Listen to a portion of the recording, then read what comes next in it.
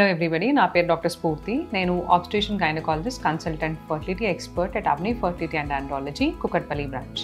ఇవాళ మనము ఎండోమెట్రియోసిస్ గురించి మాట్లాడదాం. అసలు ఎండోమెట్రియోసిస్ ఎవరికి వస్తుంది, ఎందుకు వస్తుంది, దానివల్ల మనకు వచ్చే ప్రాబ్లమ్స్ ఏంటి, దాని ట్రీట్మెంట్ ఏంటి, అది ప్రివెన్షన్కి ఏమైనా ఉన్నాయా, దాని డైట్ ఏంటి, దాని గురించి చూసుకుందాం. ఓకే, సో ఎండోమెట్రియోసిస్ అంటే ఏంటంటే నార్మల్గా ఇది మన గర్భసంచి లోపల పొర, దీన్ని ఎండోమెట్రియం అంటామన్నమాట. సో ఈ ఎండోమెట్రియం ఎందుకు ఇంపార్టెంట్ అంటే endometrium is the place where embryo will come and attach, అంటే మనకి పిండం వచ్చి అతుక్కునే ప్లేస్ ఎండోమెట్రియం. సో నార్మల్గా ఎండోమెట్రియం, హెల్దీ ఎండోమెట్రియం ఫామ్ అవ్వాలంటే ఏంటంటే మనకి ప్రతి నెల ఏదైనా ఒక్క ఓవరీలో ఏదైనా ఒక్క ఫాలికల్ పెద్దగా అయ్యి దాంట్లో ఒక ఎగ్ అనేది ఉంటుంది. సో ఆ ఫాలికల్ నుంచి రిలీజ్ అయ్యే హార్మోన్ అంటే ఈస్ట్రోజన్ వల్ల ఏమవుతుందంటే ఈ ఎండోమెట్రియం అనేది డెవలప్ అవుతూ ఉంటుంది. సో అది ప్రెగ్నెన్సీని అంటే పిండంని యాక్సెప్ట్ చేయడానికి ప్రిపేర్ అవుతూ ఉంటుంది. ఎప్పుడైతే ప్రెగ్నెన్సీ రాదో అప్పుడు ఈ ఎండోమెట్రియం లోపల లేయర్ అనేది మనకి ప్రతి నెల బ్లీడింగ్ రూపంలో బయటకు వస్తూ ఉంటుంది. సో ఈ ఎండోమెట్రియోసిస్లో ఏమవుతుందంటే ఈ ఎండోమెట్రియం ఏదైతే మనకి బయటకు రావాలో అది వెనక్కి వెళ్ళి ట్యూబ్స్ పైన కానీ, లేకపోతే ఓవరీస్ పైన కానీ, లేదా ముందున్న మూత్రం సంచి పైన కానీ, అంటే బ్లాడర్ పైన, లేదా వెనుకున్న పేగులు అంటే ఇంటెస్టైన్స్ దగ్గర కానీ ఈ బ్లడ్ వెళ్ళి డిపాజిట్ అయ్యే ఛాన్సెస్ ఉంటుంది. రేర్ కేసెస్లో ఈవెన్ లంగ్స్లో, లివర్లో, బ్రెయిన్లో, ఐస్లో కూడా డిపాజిట్ అయ్యే ఛాన్సెస్ ఉంటుంది. That is very rare.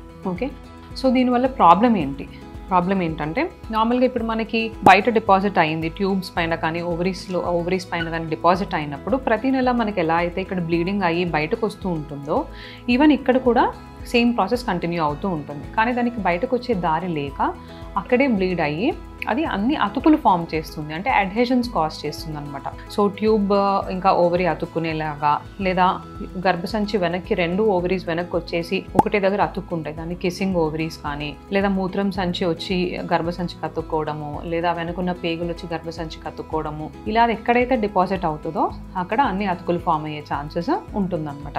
So ప్రతి నెల మనకి ఏంటంటే ఈ ఓవరీ నుంచి రిలీజ్ అయ్యే ఎగ్ అనేది ట్యూబ్లోకి రావాలి. సో అప్పుడే ప్రెగ్నెన్సీ ఛాన్సెస్ ఉంటాయి. ఈ ఎండోమెట్రియోసిస్ వల్ల ఏంటంటే ట్యూబ్ దాని ఫంక్షన్ పోతుంది, అంటే అది ఎగ్గును లోపల తీసుకునే ఫంక్షన్ కానీ, లేదా ఓవరీకి దగ్గరలో ఉండి ఎగ్గును లోపల తీసుకోవడము, ఇవన్నీ ఎఫెక్ట్ అవుతూ ఉంటుంది అనమాట ఎండోమెట్రియోసిస్లో. సో దీనికి సిమ్టమ్స్ ఏంటి, దీనికి మెయిన్ కాజ్ ఏంటో చూసుకుందాం.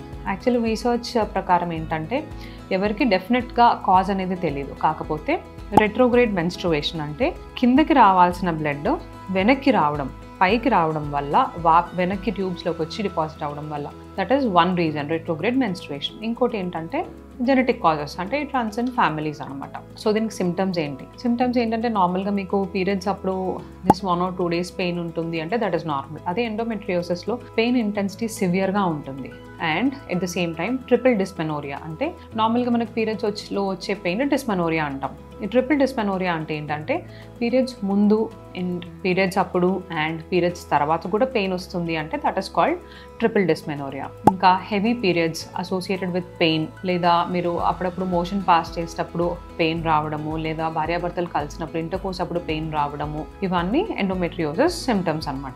సో మనం ఎలా డయాగ్నోస్ చేస్తాము ఎండోమెట్రియోసిస్ ఉందా లేదా అనేది అంటే నార్మల్గా if your pain is very less, భరించేలానే ఉంది అంటే ఓకే. కానీ ఇంటెన్సిటీ ఎక్కువ ఉంది, పెయిన్ ఇంటెన్సిటీ ఎక్కువ ఉంది అంటే కనుక మీ ఫర్టిలిటీ ఎక్స్పర్ట్ని కానీ గైనకాలజిస్ట్ని కానీ కన్సల్ట్ అవ్వండి. దాని తర్వాత వాళ్ళు స్కాన్స్ చేసుకుంటూ ఉంటారు. స్కాన్లో ఏంటంటే మనకి ఎప్పుడైతే ఈ లోపల పొర ఎండోమెట్రియం వచ్చి ఇక్కడ ఓవరీస్లో డిపాజిట్ అయిందో అప్పుడప్పుడు అది ఒక సిస్ట్ లాగా, బ్లడ్ ఫిల్డ్ సిస్ట్ లాగా ఫామ్ అవుతుందని ఎండోమెట్రియోమాస్ అంటారు. సో ఈ స్కాన్లో ఏంటంటే ఈ ఎండోమెట్రియోమాస్ అనేది మనకి కనిపిస్తూ ఉంటుంది. ఇంకా కొంచెం క్లియర్గా అంటే కనుక ఈవెన్ ఎంఆర్ఐలో కూడా తెలుస్తుంది. దీనికి గోల్డ్ స్టాండర్డ్ ఏంటంటే లాప్రోస్కోపీ. ఎప్పుడైతే మనం పొట్టలోకి కెమెరా పెట్టి చూస్తామో అప్పుడు ఎండోమెట్రియల్ డిపాజిట్స్ అనేవి మనకి కనిపిస్తూ ఉంటాయి అనమాట. So that is gold standard అనమాట టు డయాగ్నోస్ ఎండోమెట్రియోసిస్. సో ఇది డయాగ్నోస్ అయిన తర్వాత మరి ట్రీట్మెంట్ ఏంటో చూసుకుందాం. నార్మల్గా treatment depends on your symptoms. ఇప్పుడు pain is the only concern, ఇంకా అంటే యువర్ యంగ్ ఏజ్ ఆర్ మీకు ప్రెగ్నెన్సీ అయిపోయింది, pain is the only concern అన్నప్పుడు నార్మల్గా ఫస్ట్ పెయిన్ కిల్లర్స్ ఇచ్చి ట్రై చేస్తాం. ఇంకా కొంతమంది ఏంటంటే ఓరల్ కాంట్రాసెప్టివ్స్ ఇచ్చి దానికి కూడా will see how the patient is improving. ఇంకా ప్రొజెస్ట్రాన్స్ ఇస్తూ ఉంటాం. ప్రొజెస్ట్రాన్స్ వల్ల ఏంటంటే ఈ ఎండోమెట్రియం అనేది థిన్ అవుతూ ఉంటుంది. సో థిన్ అవుతుంది కాబట్టి ఇది వేరే దగ్గరకు వచ్చి డిపాజిట్ అయ్యే ఛాన్సెస్ తక్కువ ఉంటాయి. ఇంకా జిఎన్ఆర్హెచ్ అగోనిస్ట్ వల్ల ఏంటంటే మనకి ఆర్టిఫిషియల్ మెనోపాజ్ లాంటి స్టేట్ వస్తుందన్నమాట. అంటే మన బాడీలో హార్మోన్స్ అన్ని తగ్గిపోతాయి. ఓవరీ నుంచి రిలీజ్ అవ్వాల్సిన ఎగ్ రిలీజ్ అవ్వదు. సో అది రిలీజ్ అనేది ఉండదు కాబట్టి ఎండోమెట్రియం డెవలప్ అవ్వదు.